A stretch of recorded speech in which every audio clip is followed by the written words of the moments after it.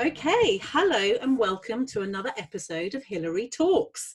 And today, Hilary's talking with Rachel Lankester, who is the founder of the magnificent Midlife.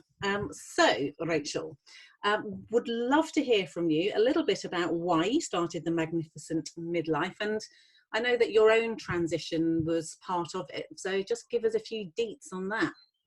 Okay, well, it all started when I went through an early menopause, well over a decade ago now. I can't believe it was that long ago, but it was 12 years ago. So it happened at 41. I'm now 53. And it was a massive shock. And I was trying for another child, didn't manage to have the other child, obviously.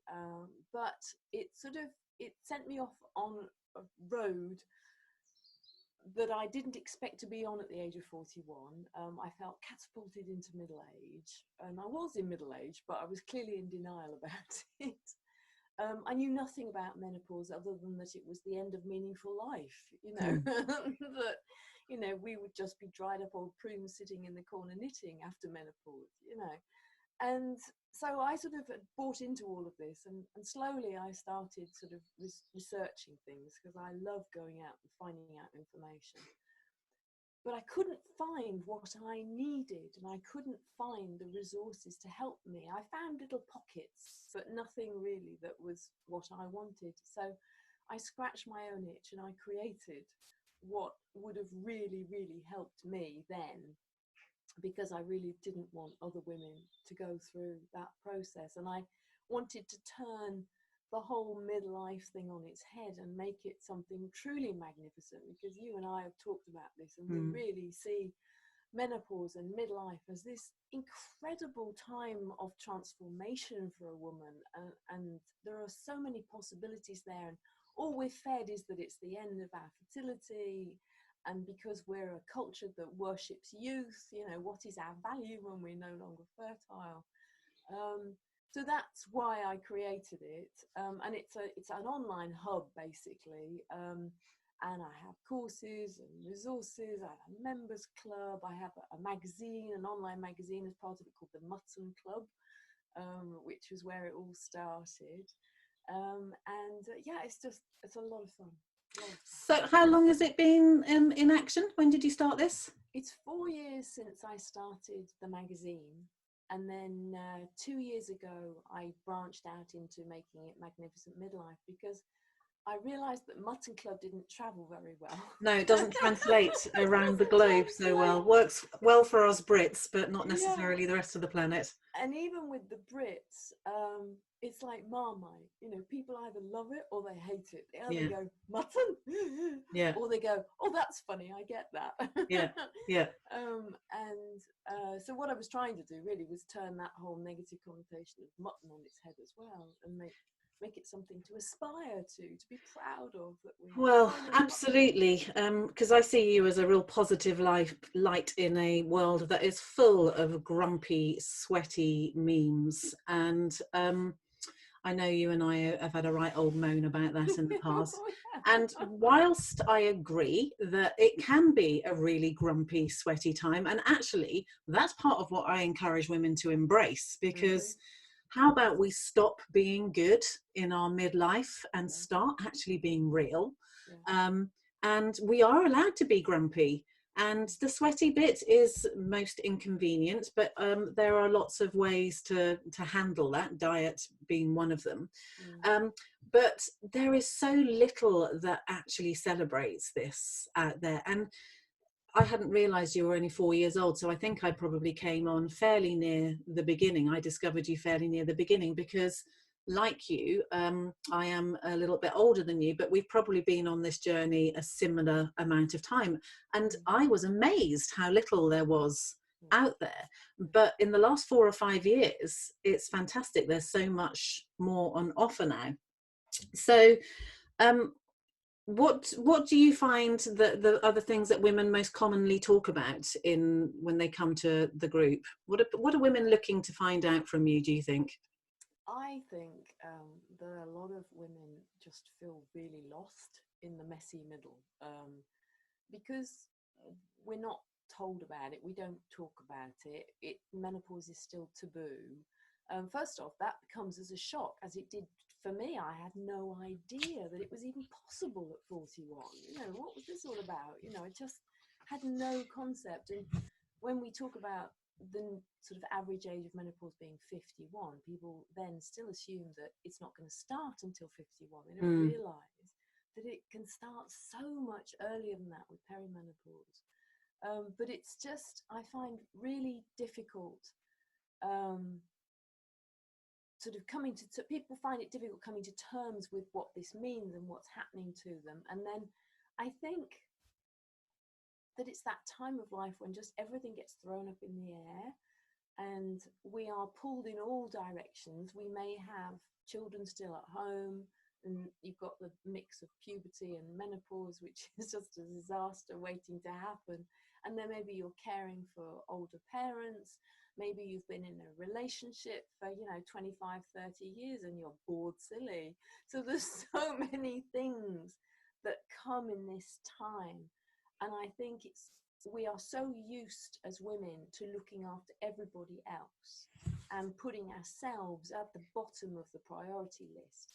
And what I think happens in midlife and when menopause comes along is that menopause is the body's way of saying, hang on a minute, I'm not having this anymore. I can't cope. And then, menopause symptoms come along, and I really see those as the canary in the coal mine. It's basically the body saying, you need to do something, you need to stop or change or something. I mean, I have absolutely no doubt that my very stressful corporate career in my late 30s, well, all the way through from 25 up, really, contributed to my early menopause. I think my body just couldn't handle the level of stress anymore. And it was very interesting that I had just gone freelance when I got this diagnosis. So it was a bit like when you go on holiday and then you get sick, don't you? So your mother's menopause wasn't this early? No. She was, in fact, she ended up having a hysterectomy because it was still dragging on in her, mid-50s. Right. So this was a unique story to you. Really, so yes, your lifestyle made a difference. And I know that you agree with me that an awful lot of the symptoms that we see, so the sleeplessness, the anxiety, the hot flushes, so many of these things, in my experience and listening to women in your forum and looking around, can be really changed by our diet. And so you talk about the canary in the coal mine, and that's such a great expression, because if we carry on with that drinking, that coffee, that that lifestyle that we get away with in our 30s, we're going to hit a brick wall pretty quickly. And that's the thing I love about perimenopause, is it's the mother of all wake-up calls. Yes, it really is, I think. And I never listened to my body. I never grew up doing that. I know you've always been very in tune with your body and the whole sort of divine feminine, I suppose, much more so than I have. I was a corporate girl, went out, did my job, came back. You're calling me a hippie? Yeah. Call me a hippie. No, but it's true. I mean, I just didn't do that. Honey, I'm wearing a silk caftan. I know. It's so tight on the clothing.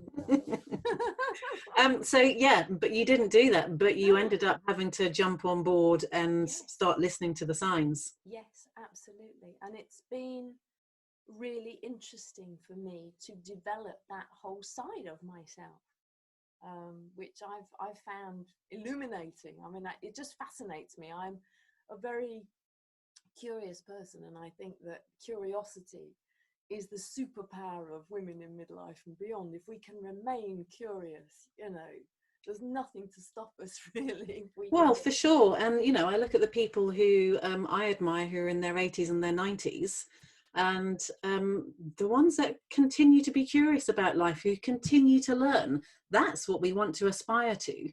And you said earlier on about how the idea of the middle-aged woman kind of knitting in the corner, and that's what I think is changing. So what do you wish your mother had told you about menopause before you hit this place?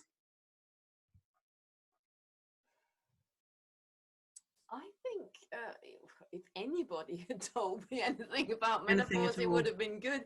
I mean, now I think it's fantastic. There has been a campaign, and now it will actually be in the curriculum in school. So sex education won't end with childbirth. It will go all the way through to menopause, which I think is very positive, as long as they don't position menopause as negative in future. But Mm. I suppose what I wished somebody had told me, well, I learned from a wonderful lady called Darcy Stanky, was that about the whales. The whales whales are the only other creature, as well as human females, to go through menopause.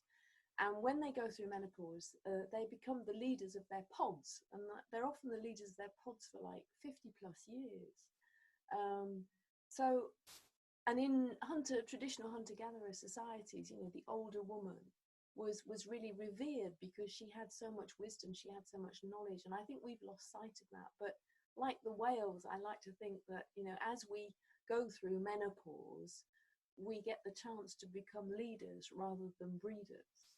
And we're actually more valuable to our communities as that. So in terms of it, it's no longer an ending, it's a new beginning. And that I find so exciting. And nobody ever communicated that to me. Mm-hmm.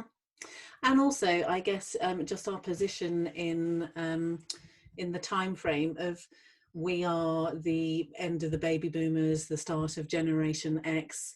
We are the first cohort of women, and women who are maybe 10, maybe 15 years older than us, the first women who had access to further education, the first women who were able to have their own bank accounts, were able to have access to birth control, to have children either in or out of wedlock, to not have children. I mean, that's a huge thing that is changing. I think Jodie Day is a wonderful luminary in that whole field of women who have either not been able to have children or have chosen not to have children. And we've now got more women over the age of 45 who haven't become mothers than any other time, I think, than the war. But we're now starting to see women who've had all these education, who've had all this access, and they're taking their place at the top of the tree. So I wonder, what are the breadcrumbs? So, you know, when we look at it through the lens of the triptych, the three phases of womanhood, the maiden, the mother, or the creatrix, and the wise woman, or the crone, I tend to use the word wise woman. So often in the fairy tales, she's always the haggard old scary witch. But actually, how about we're the ones that are leaving the breadcrumbs, and we're leaving the breadcrumbs for those younger women who are following us? So you said that this is a time to really embrace, and it's a time of excitement. What else would you like to leave as our little trail of breadcrumbs for those women coming behind us? I think it's a time for reinventing ourselves as well. And I think it's a real midlife and menopause is a massive marker in our lives, because usually it means we've had more of our life already than we're going to have going forward. Yeah. And for me, that was a real wake-up call. It sort of really made it much more important that I stop faffing about, I stop wasting my time, and I start thinking about, you know, what's the legacy that I want to leave behind. And last year I started a podcast, and I'm probably prouder of that than I've been of anything that I've created. Well, and I'm prioritizing creating things now, never having done that before either, because I never saw myself as creative. But I think we're all creative, and I think a lot of women in midlife find that. So exploring creativity, reinventing yourself, thinking, you know, if I were to die tomorrow, what do I want to have done? Mm-hmm. What do I want to leave behind? We always say respect your elders. What is it that you want to be respected for? And Yes. That for me has been a real, you know, something to really think about in the middle of the night when I wasn't sleeping. Those hours of wakefulness, which happily postmenopausal have faded. I tend to sleep fairly well these days. But yeah, what do I want to be respected for as I age? And That's so much more than hitting the highs on the career. And hey, we are currently at week 3 of our pandemic lockdown in the Yeah. UK, and it's been a real leveler for many of us. What does that career mean? So for all those people who have worked really hard and have got those wonderful pensions, and suddenly the pensions aren't worth quite what they were, for those of us who never had the pensions and now we're really thinking, hey, I'm not earning at all, what am I going to do, what's my legacy going to be? And I think that is something that we can really spend some time thinking about, and encourage people to know that you're not the sum total of your life to the age of 45. I know. I mean, I always say that, if you think about average life expectancy is 81 in the West for a woman, and when you get to sort of, 50, around 50, if you think of, I think what I achieved between the age of 20 and 50 was a massive amount. Mm-hmm. Now, there's a kind of a plan for the first half of your life for a lot of us, you have the kids, you go to college, maybe you don't, or you do work, but there's Mm-hmm. a kind of a plan. Then you get to midlife, and like, okay, what's the plan now? Mm-hmm. The kids are gone. What am I supposed to do? What's my role? But between 50 and 81, we've got another 30 years. 30 good years. If we have our health, we have another 30 good years. I don't want to sit and waste that. I want to make the absolute most of that. And because now I'm more confident, I'm probably more stable with a different hormonal profile than I had before menopause. More focused. Much more focused. That really excites me. That potential there, the time and who I am now, seems that there's all sorts of possibilities there. I agree with you. I feel like there's so much more potential now I am out the other side. And I think the focus and the creativity are the two greatest attributes which I have never fully embraced until this point in my life. I think up until now, it was kind of quantity over quality. And now I'm going more for quality. So for me, I love that whole me, no pause, menopause, me, no pause. It's about making it all about me. Yes. We can become the focus of our lives. How fabulous is that? It doesn't mean to say we don't have to be generous with people around us. And then I try so hard to have no as my default. I was always a yes woman. Oh yes, I can do that. And then I go around and think, oh, I've just signed up to a whole load of more hassle and work. So now I say no, and then I take the pause, and then maybe I'll change my mind. But it's the me, it's the no, and it's the pause. Let's not be yes women, let's be no women. Exactly. And we've spent so much of our lives just saying yes, haven't we? Exactly that. Ragged. Exactly that. So in your membership, you have got, and your podcast, you have got a ton of advice and information in there.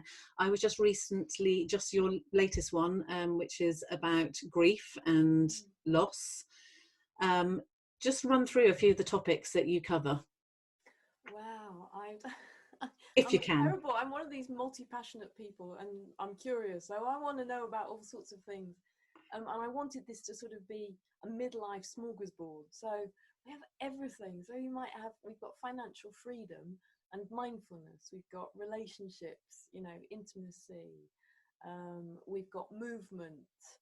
We've got grief, as you say. We've got efficiency. Can we just go back to movement? Done. Tell me about movement, because she's an incredible inspiration, that woman. Yeah, so Dr. Julie Angel, who's written a book about parkour, which is the movement that started out on the French council estates, and it's basically jumping over outside fixtures and fittings. And she wrote a book about this, and she has become a sort of movement coach. And she's very much about, you don't need to go to the gym to work out, you just need to move more.